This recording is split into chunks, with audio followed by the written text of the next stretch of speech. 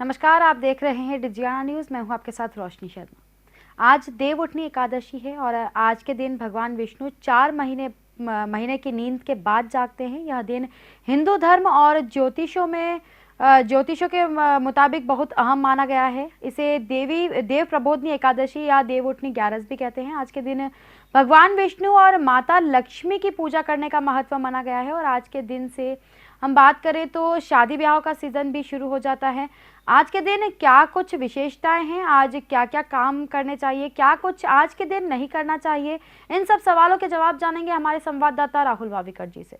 राहुल जी, आज के दिन की क्या कुछ विशेषताएं हैं देवउठनी एकादशी की?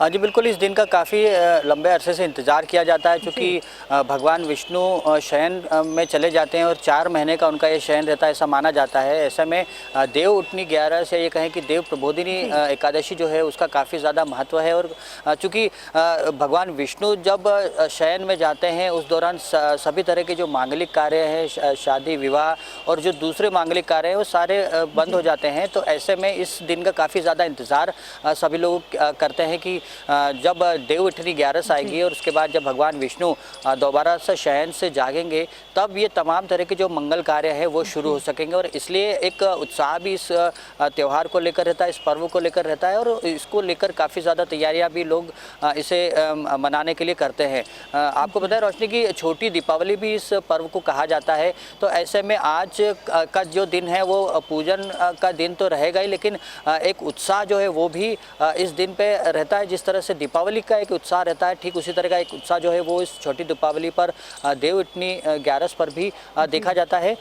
इस पूरे विषय पर बात करने के लिए रोशनी हमारे साथ में मौजूद हैं संस्कृत महाविद्यालय के आचार्य अभिषेक पांडे जी। हम उनसे ही जानेंगे कि देवउठनी ग्यारस का क्या धार्मिक महत्व है, क्यों ये त्यौहार जो है वो काफ़ी ज़्यादा महत्वपूर्ण माना जाता है, और इसके बाद की जो स्थिति रहेगी मांगलिक कार्यों को लेकर वो किस तरह की रहेगी। पंडित जी, बहुत बहुत स्वागत है आपका। आज देवउठनी ग्यारस है, देव प्रबोधिनी ग्यारस है, एकादशी है। क्या महत्व है इसका, अगर हम ज्योतिष के नज़रिए से बात करें तो? जी, बहुत ही महत्वपूर्ण दिवस है आज का। और ये दिवस न केवल भारतीय संस्कृति के लिए, संसार की या सृष्टि की प्रक्रिया के लिए एक बहुत महत्वपूर्ण दिवस है।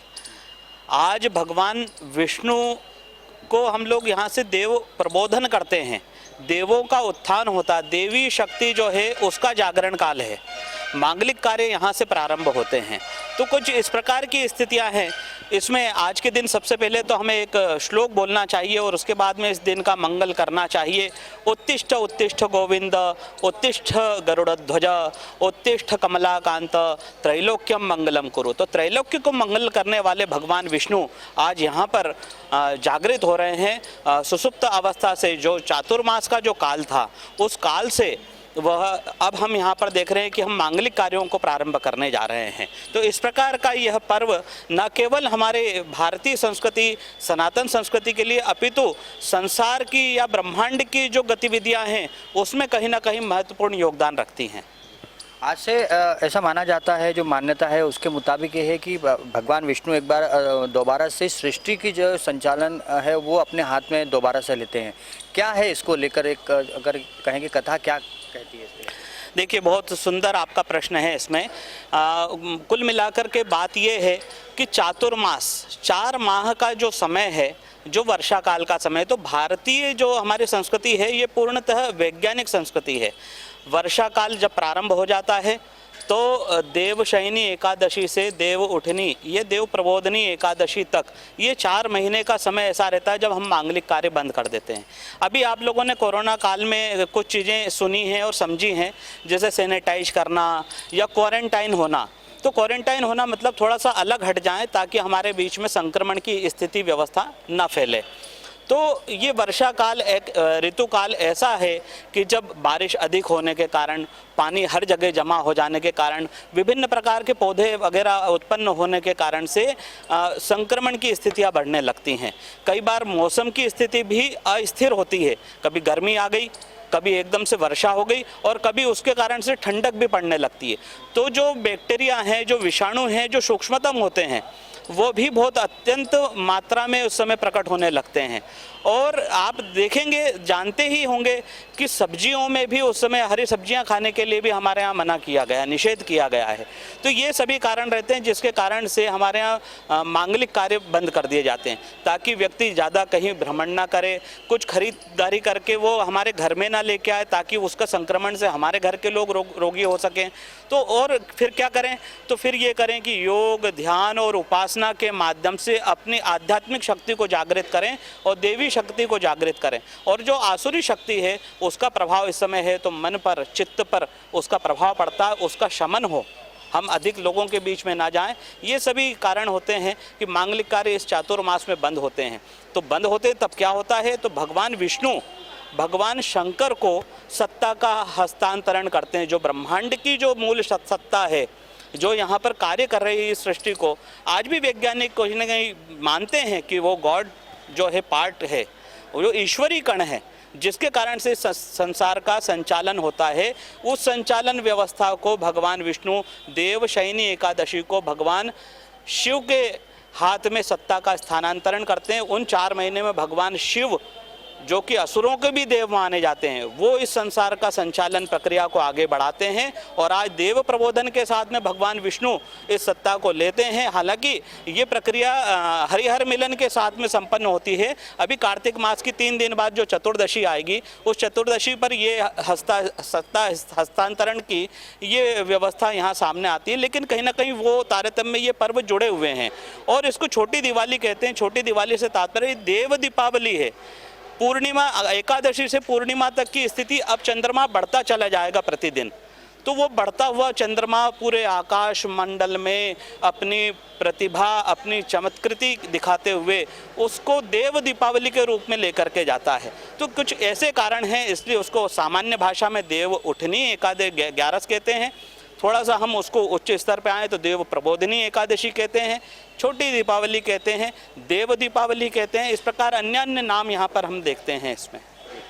अभिषेक जी, जिस तरह से पूरे देव उठनी 11 को लेकर एक उत्साह का माहौल अब देखा जा रहा है, आज अगर हम बात करें तो किस तरह से मुहूर्त रहेंगे, किस तरह से पूजन अर्चन किया जाएगा, और तुलसी विवाह का एक प्रसंग जो है वो भी मनाया जाता है। हर घर में तुलसी की पूजा होती है, तुलसी विवाह के जो कार्यक्रम है वो आयोजित किए जाते हैं। जी, ये देव प्रबोधिनी जो एकादशी है, यहाँ से मांगलिक कार्य प्रारंभ होते हैं, जैसा कि अभी हमने बात की। किंतु इस वर्ष शुक्र तारा जो है वो अस्त है, तो शुक्र तारा के अस्त होने के कारण से विवाह मुहूर्त अभी नहीं है। लेकिन फिर भी कहीं एक मान्यता है कि देव प्रबोधिनी एकादशी एक अबूझ मुहूर्त है। उसका तात्पर्य क्या है? हमारा देश प्राचीन काल से ही गाँव का देश है, अन्य अन्य तपस्थलियों में लोग निवास करते हैं। तब ऐसे में कहीं वहाँ पर कोई ज्योतिष का विद्वान नहीं प्राप्त होता, कई बार पंडित जी प्राप्त नहीं होते, तो फिर वो क्या करें, कैसे विवाह करेंगे? उनको मुहूर्त कौन बताएगा? वो चल करके जब विवाह के मुहूर्त निकालने के लिए आएंगे तब तक तो वो समय निकल चुका होगा बड़ा लंबा।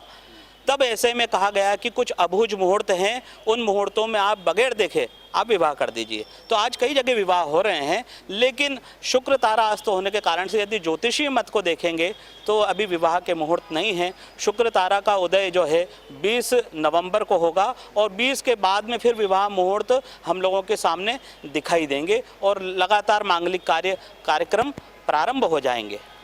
जो तुलसी विवाह का ये प्रसंग जो है वो क्यों माना जाता है, क्या होता है इसके अंदर पूरी? तुलसी विवाह, भगवती तुलसी जो है वो भगवान विष्णु की आराध्या है। उन्होंने तप किया और भगवान विष्णु ने उनको स्वीकार किया, अपनी धर्म पत्नी के रूप में उनको एक स्थान प्रदान किया।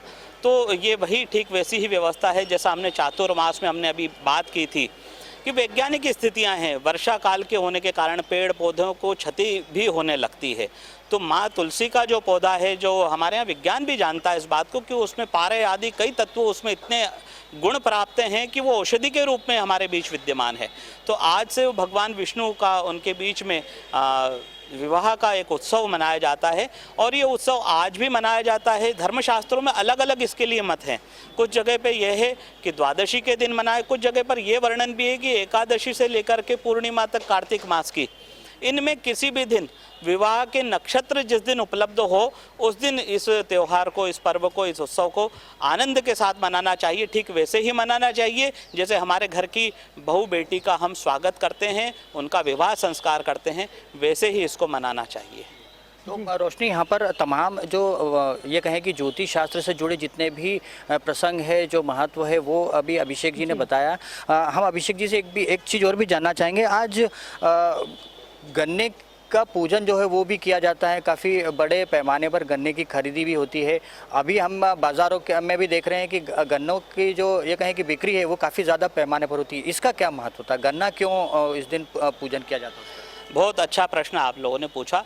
जैसा हम हर बार मैं इस बात को कह रहा हूँ कि हमारी जो संस्कृति है, ये वैदिक संस्कृति, ये भारतीय संस्कृति, ये पूर्णतः वैज्ञानिक संस्कृति है। कुछ ना कुछ उसके पीछे लॉजिक अवश्य होता है। गन्ना आप सभी जानते हैं मधुरता का प्रतीक है। हमारे संबंध मधुर हों, दृढ़ बने, ये हमारे लिए सबसे महत्वपूर्ण होता है। दूसरा ये है, भगवती माँ लक्ष्मी जो है उनका शस्त्र भी गन्ने को, इक्षु को कहा गया है।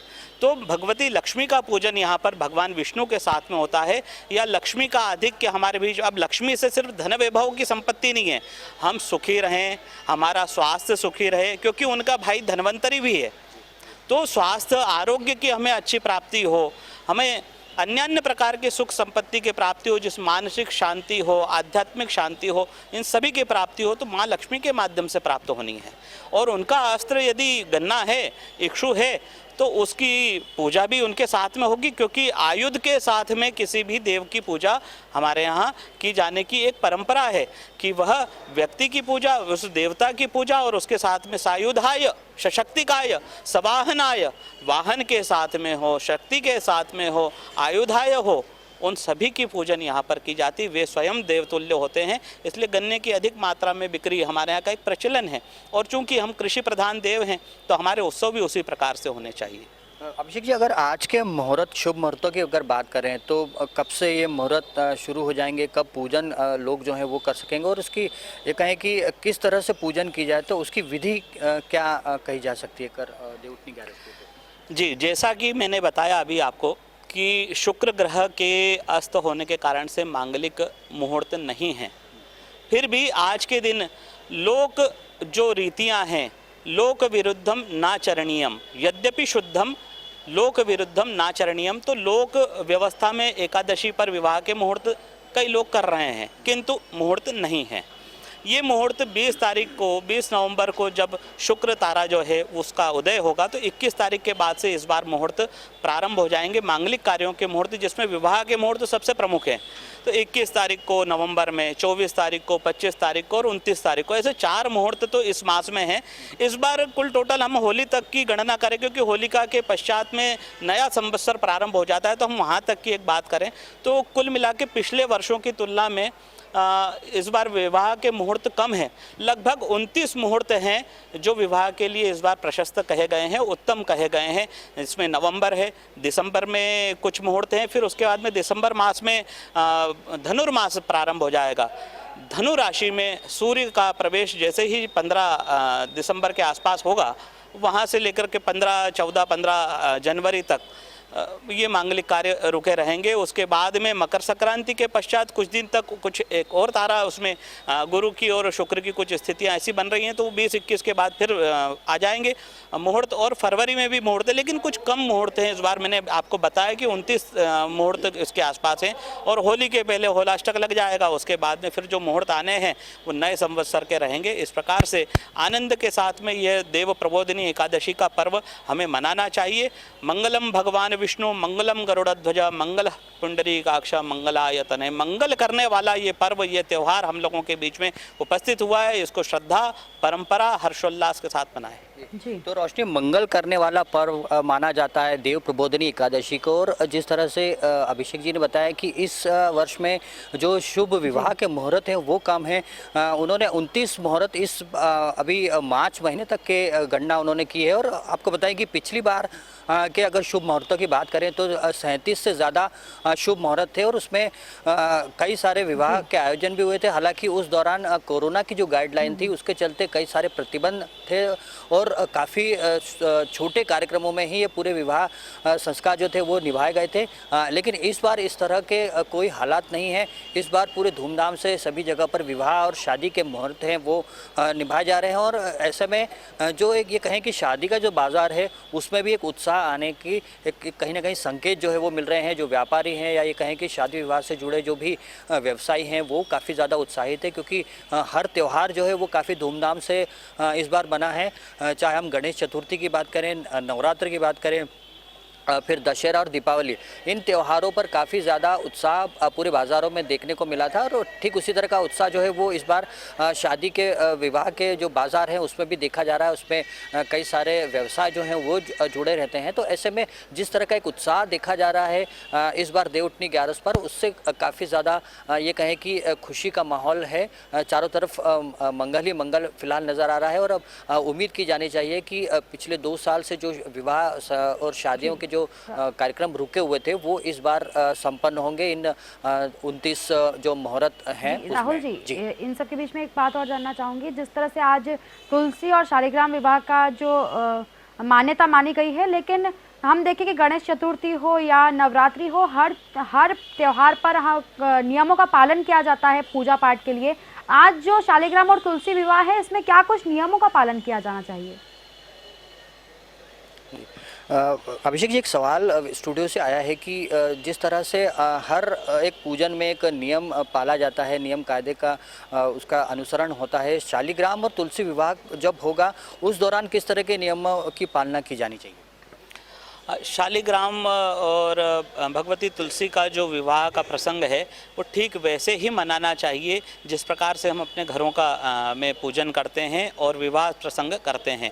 उसमें भगवान गणेश के पूजन के साथ में पंचांग प्रयोग पूरा किया जाता है और विवाह के गीत मंगल ध्वनियों के साथ में गाए जाएं, वैदिक मंगलाचरण हो और पूरी विवाह की परिक्रमा उसमें उस पूरी परंपरा उसको निभाया जाता है कुल मिलाकर के। लेकिन आज जो एकादशी के जो हम जिस पर्व की बात कर रहे हैं उसमें अधिकांश लोग व्रत भी रखते हैं और इस व्रत का भी अत्यंत महत्व बताया गया है। भगवान विष्णु के निमित्त एकादशी पर व्रत किया जाता है और उस कुछ 4 एकादशियाँ उसमें भी बड़ी कही गई हैं जिनको ज़्यादा महत्व दिया गया है।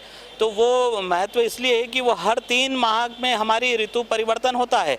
उस ऋतुओं के बीच का जो संक्रमण काल है वो एक महत्वपूर्ण एकादशी होती है। तो कई लोग आज उपवास भी रखेंगे और माता तुलसी का कन्यादान करने वाले जो लोग द्वादशी को भी पूजन करते हैं, विवाह का करते हैं। मैंने बताया आपको कि पूर्णिमा तक ये किया जाता है। तो जो लोग कन्यादान के निमित्त कार्य करने वाले हैं वे लोग उस दिन उपवास भी रखेंगे जब तक कि विवाह प्रसंग पूर्णतः संपन्न ना हो जाए। तो इस प्रकार की जो परंपरा है उसका पूरा की पूरा हमको निर्वाह करना चाहिए। ये तो रोशनी जी, जैसे आपका सवाल था उस पर अभिषेक जी ने बताया कि जिस तरह से एक घर में बेटी का विवाह होता है और उस दौरान जो तमाम परंपराएं निभाई जाती है, ठीक उसी तरह की परंपराएं जो है वो शालिग्राम और तुलसी विवाह में भी अपनाई जाती है और कई लोग जो है वो इस दौरान व्रत भी रखते हैं। राहुल जी, जिस तरह से आपने बताया कि जो विवाह के मुहूर्त हैं काफ़ी कम है, 29 मुहूर्त आप बता रहे हैं। व्यापार की हम बात करें, बाज़ारों की हम बात करें, तो क्या इन कम मुहूर्त का व्यापार पे कोई असर पड़ सकता है इस पर? जी देखिए, इसमें एक बात सामने आई है रोशनी जी, जो कल हम लोगों ने एक यहाँ के जो व्यापारी हैं उनसे भी इस बारे में चर्चा की थी। उनका ये कहना है कि मुहूर्त ज़रूर कम है लेकिन इस दौरान विवाह के जो आयोजन है वो काफ़ी ज़्यादा हैं। चूँकि कम मुहूर्त हैं बावजूद इसके जो विवाह के आयोजन है वो इस दौरान रहेंगे। नवंबर के अंत से ये विवाह के जो आयोजन है वो शुरू हो जाएंगे। शादी विवाह की जो बुकिंग है मैरिज गार्डन्स की, धर्मशालाओं की, होटल्स की, वो काफ़ी बड़े स्तर पर हुई है और लगभग सारे जो ये कहें कि मैरिज गार्डन हैं, धर्मशालाएं, वो अभी से बुक कर दी गई हैं। क्योंकि कम मुहूर्त हैं, ऐसे में जो सामूहिक विवाह के जो आयोजन है वो काफ़ी ज़्यादा शुभ मुहूर्त पर ये आयोजन होते हैं। तो ऐसे में सामूहिक विवाह के आयोजन भी काफ़ी ज़्यादा इस बार होने के जो ये कहें कि अनुमान लगाया जा रहा है। कई सारे लोगों ने अभी से इन विवाह समारोह के लिए अपनी बुकिंग करा ली है। तो ऐसे में मुहूर्त ज़रूर कम है लेकिन विवाह के जो आयोजन है, चूँकि 2 साल से कोरोना काल साल में जो विवाह जो थे वो कई सारी शादियां स्थगित हो गई थी, टल गई थी। कुछ जो आयोजन हुए थे वो काफ़ी छोटे स्तर पर उनको करना पड़ा था। केवल 20 या ये कहें कि बाद में 50 लोगों के साथ में विवाह के आयोजन हुए। तो ये जो आयोजन थे, कई सारे लोग ऐसे थे जिन्होंने कम और ये कहें कि प्रतिबंधित जो नियमावली थी उसमें विवाह न करते हुए जब पूरी तरीके से फुल फ्लैश में अनुमति मिलने की उन्होंने इंतज़ार किया और उसके चलते उनके विवाह जो थे वो स्थगित कर दिए गए थे। तो ऐसे में जो बीते 2 सालों के जो विवाह आयोजन है वो इस बार काफ़ी ज़्यादा बड़ी संख्या में देखने को मिल रहे हैं। और मुहूर्त ज़रूर कम है लेकिन विवाह के आयोजन जो है वो काफ़ी ज़्यादा देखे जा रहे हैं। तो इसका सीधा सीधा असर जो है वो इन बाज़ारों पर भी पड़ रहा है। हम इसके पहले दीपावली का मार्केट भी देख चुके हैं। उसमें ये कहे कि सराफा बाज़ार है जो काफ़ी ज़्यादा महत्व रखता है शादी विवाह के जो सीज़न रहता है उसमें भी। तो वहाँ पे भी काफ़ी ज़्यादा उत्साह देखा जा रहा है। टेंट व्यवसायी हैं वो काफ़ी ज़्यादा उत्साहित है। लाइटिंग और डेकोरेशन वाले जो व्यवसायी हैं उनके लिए भी तमाम इन जो मुहूर्त है उसके लिए ऑलरेडी बुकिंग हो चुकी है। कैटरर्स का एक काफ़ी अहम रोल रहता है, वहाँ की भी बुकिंग जो है वो काफ़ी ज़्यादा बड़े पैमाने पर हुई है। तो कुल मिलाकर कहा जाएगा कि मुहूर्त ज़रूर कम है लेकिन विवाह आयोजन काफ़ी ज़्यादा होने के कारण जो बाज़ार है उस पर एक सकारात्मक प्रभाव ही देखा जा रहा है और एक उत्साह का माहौल है वो फिलहाल शादी विवाह के बाज़ार में देखा जा रहा है। पूरे विषय पर चर्चा करने के लिए आपका बहुत बहुत धन्यवाद। तो ये थे हमारे संवाददाता राहुल वाविकर जी जिन्होंने बताया कि आज के दिन भगवान विष्णु 4 महीने की नींद के बाद जागते हैं। आज के दिन को देवउठनी 11 कहा जाता है, देवउठनी एकादशी कहा जाता है। आज के दिन तुलसी विवाह, तुलसी और शालिग्राम विवाह का भी विशेष महत्व माना गया है। काफ़ी कुछ नियमों का भी पालन करना चाहिए। जिस तरह से हमारे घर में शादी ब्याह होते हैं उसी तरह से तुलसी और शालिग्राम का विवाह आज के दिन किया जाता है और आज के दिन से सारे शुभ कार्यों की शुरुआत हो जाती है। शादी ब्याह का सीजन शुरू हो जाता है। बाज़ारों की हम बात करें तो बाज़ार भी गुलजार नज़र आ रहे हैं। काफ़ी कम मुहूर्त है लेकिन कम मुहूर्त में काफ़ी ज़्यादा शादियां होने के अनुमान लगाए जा रहे हैं क्योंकि पिछले 2 वर्षों की बात करें तो कोरोना काल के कारण शादी ब्याह टले हुए थे। काफ़ी लोग इस वर्ष उत्साहित नज़र आ रहे हैं। काफ़ी ज़्यादा उत्साह का माहौल नज़र आ रहा है शादी ब्याह को लेकर।